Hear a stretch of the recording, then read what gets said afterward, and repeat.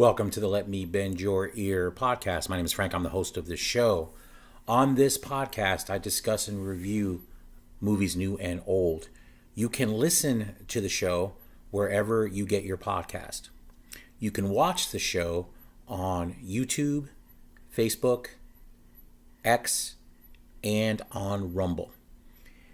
If you listen to the show, I would ask if you would rate and review and subscribe to the podcast there.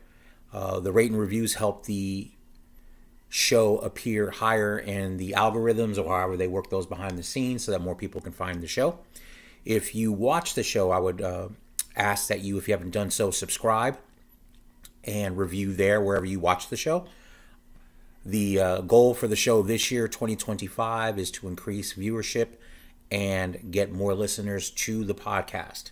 And I would ask if you are a fan of the show and have the ability to support it financially, if you could, that'd be great, to offset the cost of producing the show. There's a QR code right here on the left if you're watching it. If you're listening to the show, you can go to my X page, which is at Bend Your Ear Pod, and just click on the tip jar there, and any help is appreciated. All right. On this episode, I'm going to be discussing and reviewing the the film that came out in 2024, Beetlejuice, directed by Tim Burton, who also, of course, directed the original. All right, so before I get into this review, obviously, Beetlejuice the original Beetlejuice came out in 1988, directed by Tim Burton. So at the time, late 80s, that was I'm an 80s kid, so Beetlejuice is one of those films that came out of nowhere for me in the sense that it was a surprise how much I enjoyed it. I haven't reviewed the original Beetlejuice for this podcast. I probably will at some point. But as far as Tim Burton, of course, if you know anything about Tim Burton, he started out as an animator and actually worked for Disney. I know his first short feature, Frankenweenie, got him on the map, and then he directed Pee-wee's Big Adventure, which is a fantastic movie if you are a fan of Pee-wee. And actually that script is co-written by Phil Hartman. And it's just a fun, whimsical journey that Pee-wee takes on his bicycle. So that was a fun movie. Tim Burton, was his first film. So his second film was Beetlejuice, which came out in 1988. Now, I remember seeing the trailers for Pee-wee's Big Adventure for Beetlejuice, and seeing it was directed by Tim Burton, knowing how fun that was. And then just the trailer for Beetlejuice was crazy because you have Michael Keaton, whose star was ascending, or he had become a star in the mid-'80s, Mr. Mom. And then he was in Night Shift, the Ron Howard film that came out, I think, in 1982. That kind of put him on the scene. And he had done a few films. His star was ascending. I mean, people knew who he was as a comedy actor. And he was playing Beetlejuice. You had Winona Ryder, Catherine O'Hara, Jeffrey Jones, Alec Baldwin in an early role, and also Gina Davis as the couple who live in the house that the Deets move into, and they're trying to get them out by trying to haunt them and failing miserably, and things happening in very funny ways. So that original Beetlejuice had just a mixture of kind of the macabre and the whimsical, kind of what Tim Burton's forte would end up being throughout his directing career up until now. So big fan of Beetlejuice. It was original. It's always fun to see movies that kind of come out of left field and have an original idea, an original take on things, on death and haunting, and just making it funny and all of that. Plus, on top of that, you had Danny Elfman's incredible music score, which, of course, he's worked with Tim Burton pretty much his entire career. I would probably actually equate Tim Burton's relationship with Danny Elfman to Steven Spielberg with John Williams, the composer. So it's kind of been that, consistent throughout both of their careers. So, going into this second movie, I know the second Beetlejuice has been on and off for probably over a decade. I've heard rumblings that they were going to make a second movie, then it would go away. And then, funny, in the last couple of years, Michael Keaton started talking about it, and then I saw an interview with Keaton where he basically was surprised that there hadn't been one yet. And for him, it was one of the favorite roles that he played, and that he would, love to play it again. And he was, he had a great time doing it and enjoyed the film. So, of course, they finally get together and get it done. Brad Pitt's production company actually gets involved, and they get it going. And then we have Beetlejuice that came out in the fall of 2024. The other thing that I was reading in my research, which is funny, is obviously we have the debate between streaming and first release, the windows between a movie in the theaters and the movie available at home. And, I'm not going to do that debate tonight. It's a very legitimate debate to have. But I think there were thoughts, and again, this movie is Warner Brothers, I believe. And if you've seen my post online about Warner Brothers, whether it's about the streaming release only, well, actually, they ended up putting it in theaters of Juror Number 2, which I reviewed a couple episodes back, Clint Eastwood's latest and possibly final film. And if you know the story of Coyote versus Acme, which was completely finished and shelved due to tax reasons, they did this with Batgirl as well. And the rumblings are that Coyote versus Acme is fantastic. We'll never know because it's never going to be released. It's unfortunate. But I've been critical of Warner Brothers' decisions on certain things, not even just those two things. It's just, it seems like with the catalog of movies they have and the history they have as a motion picture company, it's just a lot of questionable decisions. And in the lead up to Beetlejuice, I think there was rumblings there of releasing it streaming only. And I guess I understand it because it's the movie is very old. It's a classic film. A lot of people know it. It's a long gestating sequel, hedging their bets, mitigating what they would have to spend. So of course they ultimately, and I don't know whose decision it was at the end, but they ultimately decided to release it in theaters. And by doing that, good for Warner Brothers because the movie, and I was even surprised, became a huge hit. I figured it would do moderately well. I never thought it would be a flop unless the movie was terrible. But I thought if the movie was decent, it would do really well. I'm shocked at how well the movie ended up. I think it ended up going over $200 million. It might have been higher than that, something crazy. And it was a hit, a huge hit. So Warner Brothers, making a decision, whether it was lucky or smart or whatever, it was the right decision to do. So it ended up becoming a huge hit. So, all right, let's get into the discussion and review. So, Beetlejuice picks up obviously decades later from the original. It's not obviously with the actors being older. So we'll start with Winona Ryder, who of course is Lydia Dietz, who was the main character in the first film. Of course, I remember her character in the first Beetlejuice. She was, the kind of the brooding teenager, and actually at the time was having some suicidal thoughts. And they move into this house with her stepmother, Delia, and her dad, Charles. And then all of the hijinks ensue in the first film. So in this movie, Lydia is a paranormal host on a hit television show where she talks to ghosts. So she does that. It's very successful. She's become a success. And her boyfriend, Rory, who's played by Justin Theroux, is the producer of this show.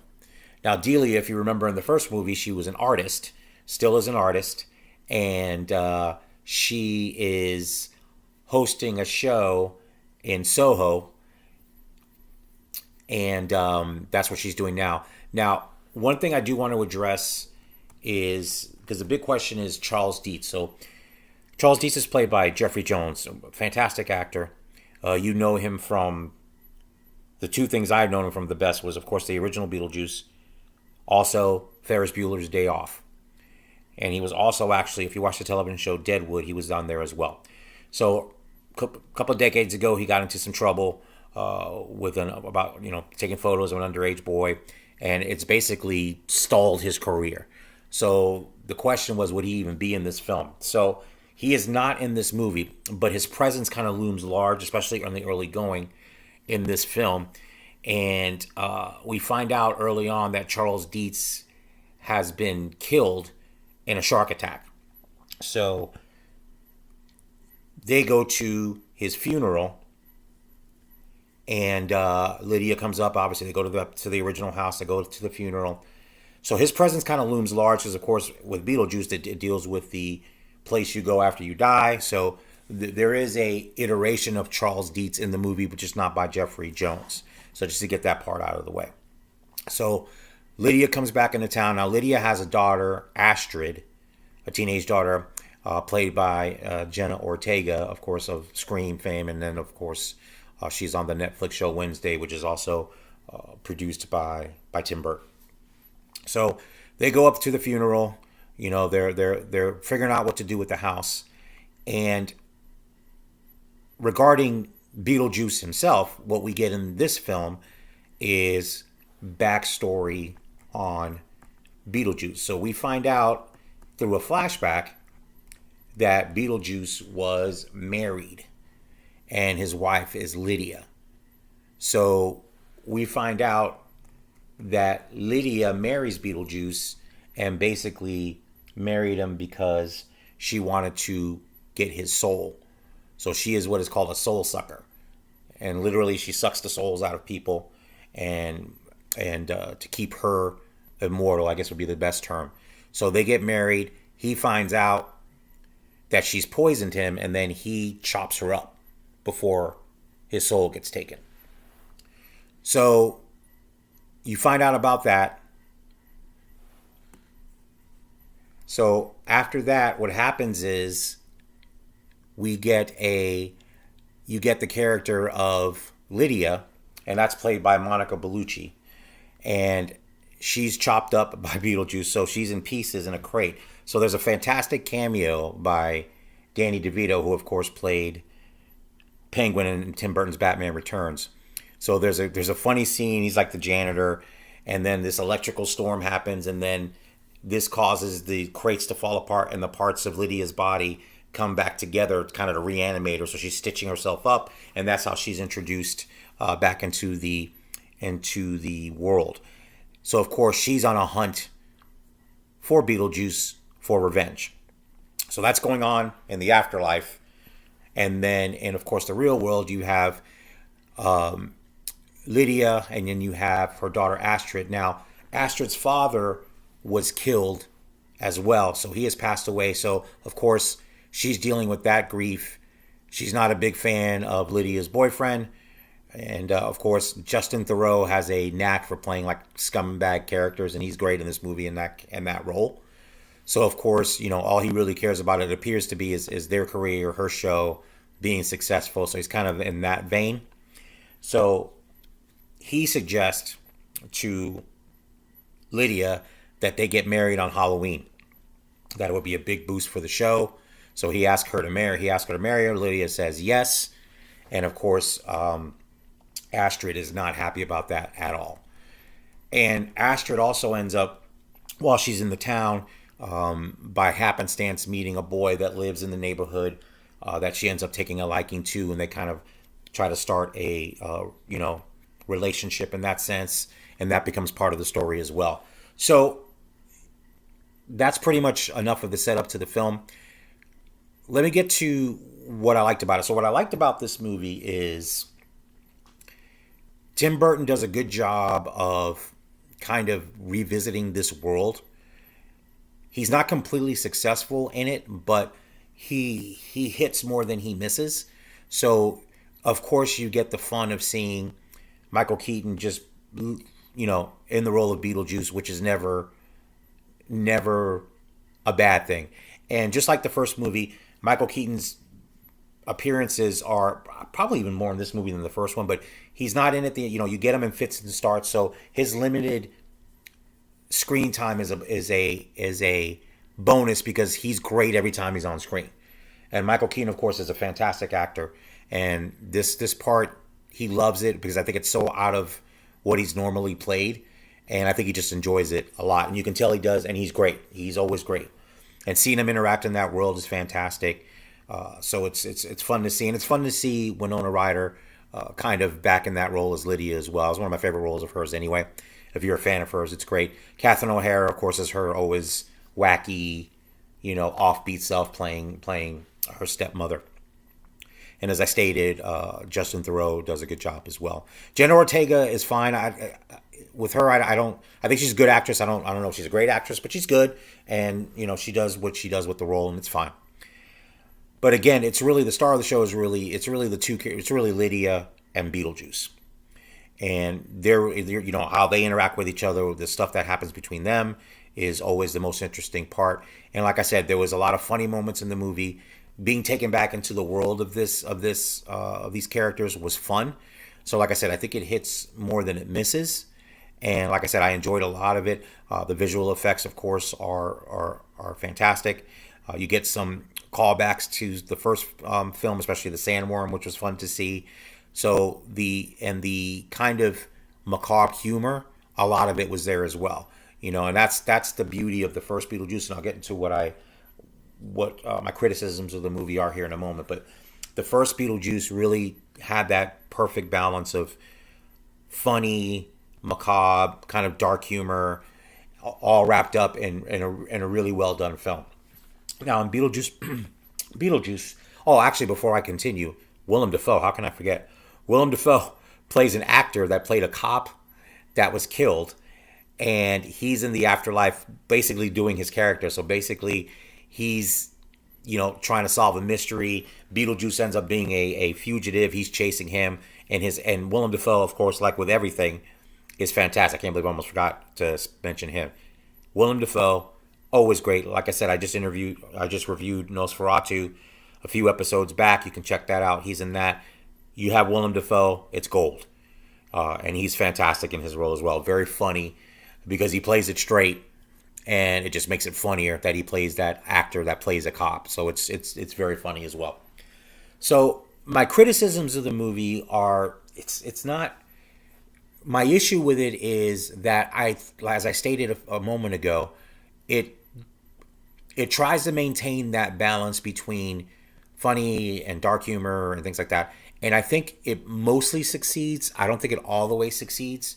I think with this movie, it's just the tone of it is where it needs to be. It's just not exact.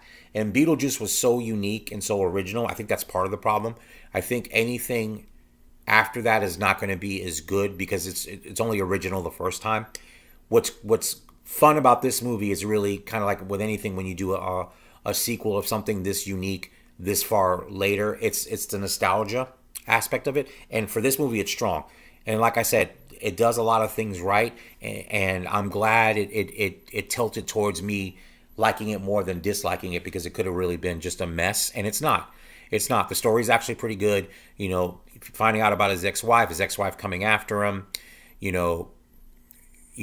have a pretty good story with Astrid as well when she meets that boy. So that's another plot point. I'll leave that so you can watch the movie. But that's interesting as well. So there's things going on that drive the plot that were good. Like I said, there was nothing that I thought was bad or that I had an issue with. Like I said, Tim Burton's music is fantastic. As far as Tim Burton's direction, honestly, from my perspective, Tim Burton's career, this is his best film he's made in a long time. Because unfortunately for me, I'm a huge fan of Tim Burton. But for me, the last good Tim Burton movie that I enjoyed was Big Fish. And I enjoyed that one a lot. Unfortunately, since then, it's been about 20 years. I haven't seen every film he's made. Not that he's made a lot, but the ones I've seen, I have not been a fan of. So this is probably his best film in a while, for me anyway. So that's good too. That's a definite plus, and I'm glad to see it. Because Tim Burton was always an original filmmaker.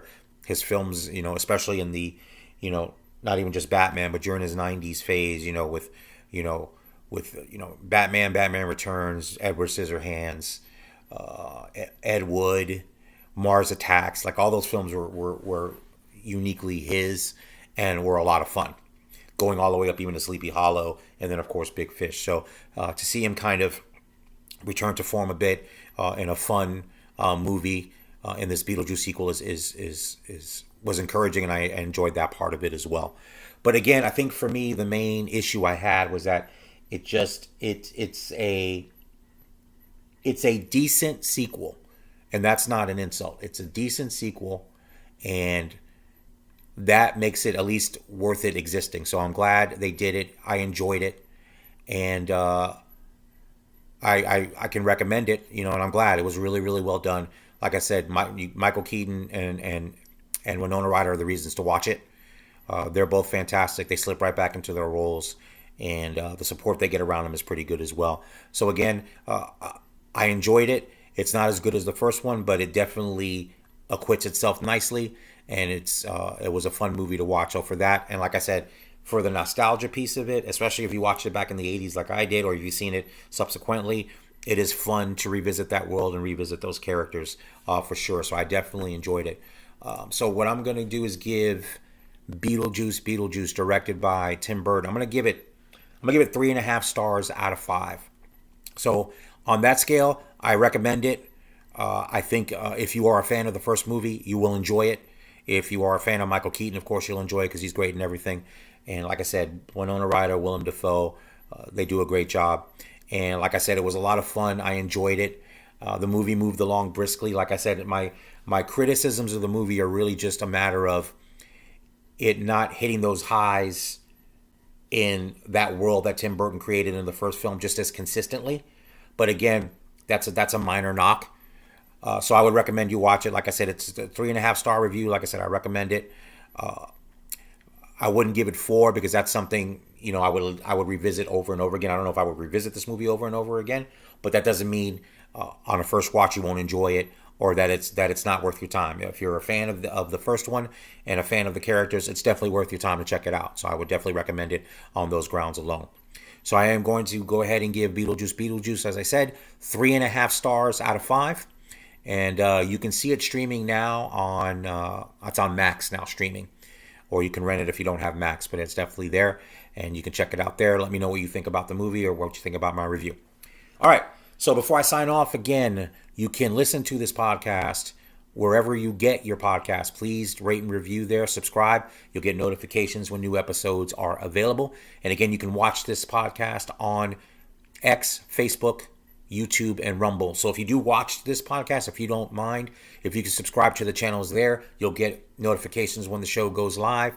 And again, I'm trying to increase my subscriber base and the listener base of the show. That's a big goal for this year. So if you can help me do that, I would really appreciate it. If you see my posts on X, I post there all the time. If you can repost those when new episodes come up, so we can get other people to listen to the show. Or if you have friends that are looking for a movie podcast, please recommend this one if you don't mind. If you're a fan of it, I'd appreciate it. And again, if you have the ability to financially support the show, I would appreciate that as well. Again, the QR code is right up here on the left if you're watching, or you can go to the X page at Bend Your Ear Pod, and you can donate there. Also, if you want to email the show, the email is bendyourearpodcast@gmail.com. The website is letmebendyourear.com. You can download all the episodes from episode 1 to this one right here. So again, as I stated, we want to really grow the show in 2025. I want to thank you and state my appreciation for the people that have downloaded the show. Like I said, I'm trying to put out more content more consistently. We had 2 episodes last week. This episode that's going to come out now, I'm going to try to get episodes out a lot more quicker, a lot more frequently, so we can grow this base. The other thing I'm going to try to do, this part will be harder, but I'm definitely going to try. I am going to try when I can to have guests on. If you are someone that knows me or someone that wants to talk movies with me on their podcast, reach out to me. You can either DM me on X, or you can email me at the email again, bendyourearpodcast@gmail.com. My schedule is crazy between work and running my kids around to different things. That's why I do this solo, because then I don't have to worry about anybody else's schedule. But if you want, I want to interview people. I love talking to people about movies. So if you're interested, please reach out to me. I'll definitely respond, and we'll figure something out if you want to get on the show. I want to make that work. I want to try to have more interviews going forward in 2025 and in the future, because I do like that aspect of it. And I know it makes for a more compelling show if I can have someone on to bounce things off with and to discuss movies. So if you are someone that's interested in doing that, please reach out to me. Like I said, I will do everything I can to make that work because I want that to work. So please reach out. Again, the email is bendyourearpodcast@gmail.com. The X handle is at bendyourearpod. That's also on Instagram.